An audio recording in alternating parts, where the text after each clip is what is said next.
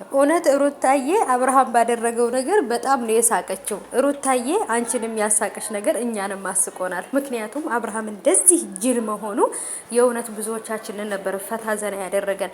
አሰላሙ አለይኩም ወራህመቱላሂ ወበረካቱ።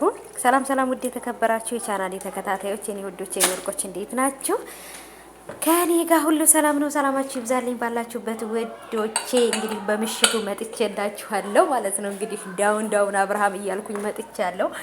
አብርሃም እንግዲህ አይኔም ባይኔ ላይ ነው ምናምን የሚል ዘፈኑ ራሱ እኮ እኔ ይሄን ዘፈን ማለት ነው በአብርሃምና በሄርሜላ የተነሳ ዘፈኑን ራሱ ጣላሁት ማለት ነው። ጣላሁት፣ በቃ አስጠላኝ። አይኔም ባይኔ ላይ ነው የሚለው ዘፈን ማለት ነው። በቃ በእነሱ የተነሳ ወይኔ አይኔም ባይኔ ላይ ነው። እስኪ መጀመሪያ የተወለደው ልጅ አሳድገው አብርሃም። መጀመሪያ የተወለደው ልጅ ሳታሳድገው ሌላ ልጅ ምናምን ሌላ ሶስተኛ ልጅ አይደብርም? ግን አይደብርም አብርሃምዬ? ለዛውም በአመት ውስጥ ማለት ነው። ለዛውም ከተለያዩ ሴቶች እና በጣም ከባድ ነው እውነት ለመናገር ማለት ነው። አንዳንድ ጊዜ በህይወታችን የሚመጡ ነገሮች በኋላ ላይ ምን ሊያመጡብን ይችላሉ፣ ለወደፊት ህይወታችን ምን ሊያመጣብን ይችላል ብሎ አለማሰብ የሆነ አንዳንድ ጊዜ ደደብ መሆን ራሱ ጥሩ ነው። በነገራችን ላይ ጥሩ ነው። በቃ ምን አባቱ እንደዚህ ካልሆነ መኖር አትችሉም። እና እንደ አብርሃም መኖር ከፈለጋችሁ ልክ እንደ አብርሃም ድድብ በሉ ማለት ነው ጋይሶችዬ። በቃ ደደብ ሁኑ።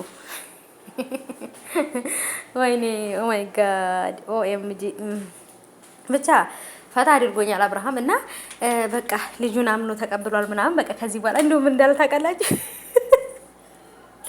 ሄርሜላን አለ ንፋስ ምናምን እንዳይነካት ምናምን እና ብርድ ስለሆነ ወደ ቤት እንግባ ምናምን አላለም።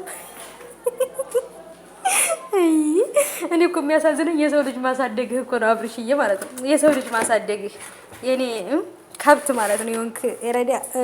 አሁን እንኳን ራሱ ከብት በተወደደበትና ከብት በሰለጠነበት ሰዓት አብርሃምን ያሳየኝ።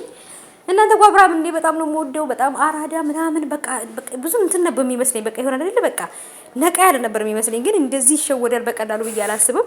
ግን ልጅቷ ያደረገችበት ነገር ስላለ ወዱ አይደለም ብዬ ነው የማስበው አሁን ላይ እያሰበ ያለው ነገር። ምክንያቱም ደደብ ራሱ ይሄን አያስብም። ይከብዳል።